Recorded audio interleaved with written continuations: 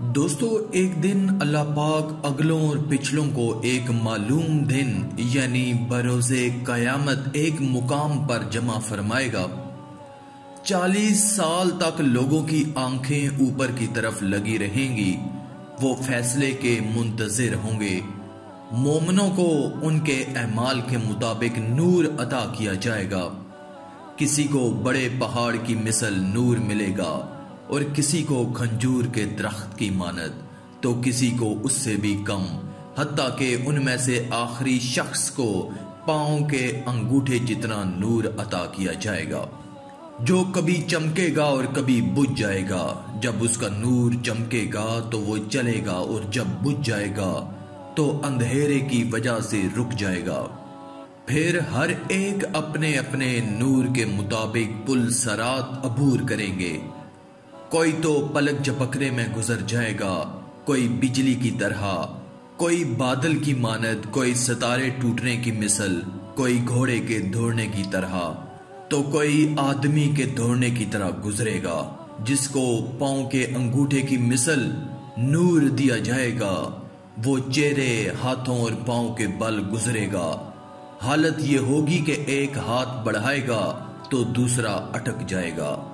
جب ایک پاؤں الجھے گا تو دوسرا پاؤں کھینچ کر بڑھائے گا اور اس کے پہلوؤں تک آگ پہنچ جائے گی۔ وہ اسی طرح گرتا پڑتا بالآخر پل صراط پار کرنے میں کامیاب ہو جائے گا۔ وہاں کھڑے ہو کر اپنے پاک پروردگار کی حمد بیان کرے گا۔ پھر اسے جنت کے دروازے کے قریب ایک کنویں پر غسل دیا جائے گا۔ دوستو، جن خوش بختوں کا ایمان پر خاتمہ ہوگا وہ بالآخر نجات پا جائیں گے، اور جن کا ایمان برباد ہو گیا اور بغیر ایمان کے مر گیا، اس کی نجات کی کوئی صورت ہی نہیں۔ ہر ایک کو ڈرنا ضروری ہے کہ نامعلوم میرا کیا بنے گا۔ پل صراط جہنم پر بنا ہوا ہے اور اس پر سے گزرے بغیر جنت میں داخلہ ممکن نہیں۔ جو شخص اس دنیا میں سیدھے رستے پر قائم رہا اور بروز قیامت پل صراط پر ہلکا پھلکا ہو کر نجات پالے گا، اور جو دنیا میں استقامت سے ہٹ گیا، نافرمانیوں اور گناہوں کے سبب اس کی پیٹھ بھاری ہوئی، تو پہلے ہی قدم میں پل صراط سے پھسل کر گر پڑے گا۔ اے بندہ ناتواں، ذرا غور تو کر، جب تو پل صراط اور اس کی باریکی کو دیکھے گا تو کس قدر گھبرائے گا۔ پھر اس کے نیچے جہنم کی ہولناک سیاہی پر تیری نظر پڑے گی۔ نیچے سے جہنم کا جوش و خروش سنائی دے گا۔ آگ کے بلند شعلوں کی چیخ و پکار تیرے کانوں سے ٹکرائے گی۔ تو سوچ تو صحیح، اس وقت تجھ پر کس قدر دہشت طاری ہوگی۔ یاد رکھ، تیرا دل چاہے کتنا ہی بے قرار و بے کل ہو، قدم پھسل رہے ہوں اور پیٹھ پر اس قدر بوجھ ہو کہ اتنا بوجھ اٹھا کر ہموار زمین پر چلنا بھی تیرے لیے دشوار ہو، تو لاکھ کمزوری کی حالت میں ہو مگر تجھے پل صراط پر چلنا ہی پڑے گا۔ تو تصور تو کر کہ بال سے باریک اور تلوار کی دھار سے تیز پل صراط پر نہ چاہتے ہوئے بھی جب تو پہلا قدم رکھے گا اور اس کی سخت تیزی کو محسوس کرے گا، مگر پھر بھی دوسرا قدم اٹھانے پر مجبور ہوگا۔ لوگ تیرے سامنے پھسل پھسل کر جہنم میں گر رہے ہوں گے۔ فرشتے لوگوں کو بڑے بڑے کانٹوں اور لوہے کے آنکڑوں سے کھینچ کھینچ کر جہنم میں جھونک رہے ہوں گے۔ تو سوچ اس وقت خوف کے مارے تیری کیا حالت بنی ہوگی۔ جہنم کی گہرائی سے آہو بکا اور ہائے ہائے کی آوازیں، چیخ و پکار تیرے کانوں میں پڑ رہی ہوگی۔ بے شمار لوگ پل صراط سے پھسل کر جہنم میں جا پڑیں گے۔ تو سوچ تو صحیح، اگر تیرا قدم بھی پھسل گیا تو تیرا کیا بنے گا۔ اس وقت کی شرم اور ندامت تجھے کچھ فائدہ نہ دے گی۔ اس وقت تیری حسرت بری فریاد کچھ اس طرح ہوگی، ہائے میں اسی دن سے ڈرتا تھا، ہائے کاش میں اپنی آخرت کے لیے کچھ آگے بھیجتا، اے کاش میں رسول اللہ صلی اللہ علیہ وآلہ وسلم کے بتائے ہوئے رستے پر چلتا، اے کاش میں فلاں کو دوست نہ بناتا، اے کاش میں مٹی ہو جاتا، اے کاش میں بھولا بسرا ہو جاتا، اے کاش میری ماں ہی مجھے نہ جنتی۔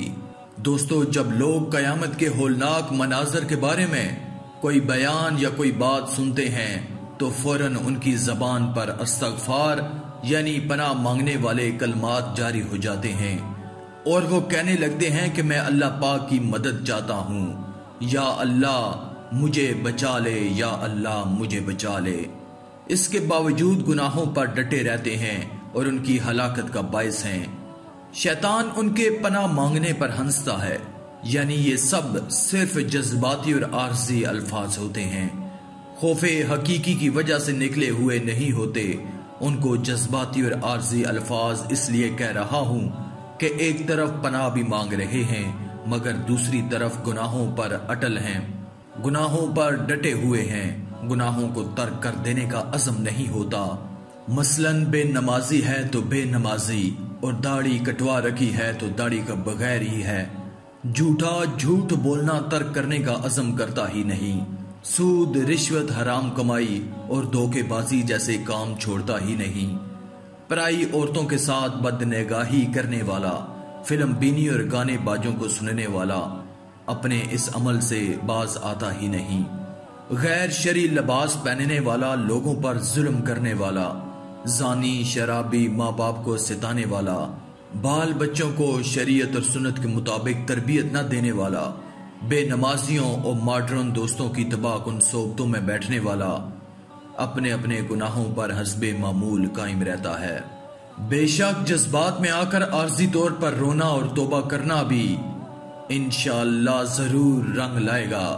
اپنا ذہن بنائیے کہ میں نے اپنے آپ کو لازمی سدھارنا ہے، اپنے گناہوں کو یاد کر کے ندامت کے ساتھ رو رو کر توبہ اور عہد کیجئے کہ اب انشاءاللہ میں فلاں گناہ نہیں کروں گا۔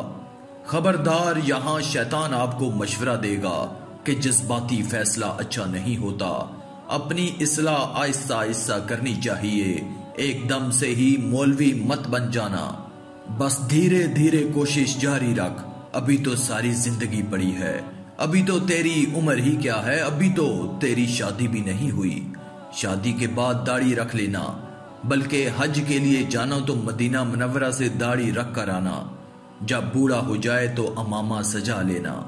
یہ شیطان کا سب سے اور بہت ہی خطرناک وار ہے۔ توبہ میں تاخیر انتہائی خطرناک ہے۔ ہو سکتا ہے کہ میری اس بات پر شیطان فوراً وسوسہ ڈالنے لگا ہو کہ میں تجھے توبہ سے کہاں روکتا ہوں، بے شک فوراً اور ابھی توبہ کر لے۔ ارے میرے بھولے بھولے بھائیوں، توبہ کے 3 رکن ہیں، اگر ان میں سے ایک بھی رکن کم ہو تو پھر توبہ قبول نہیں ہوتی۔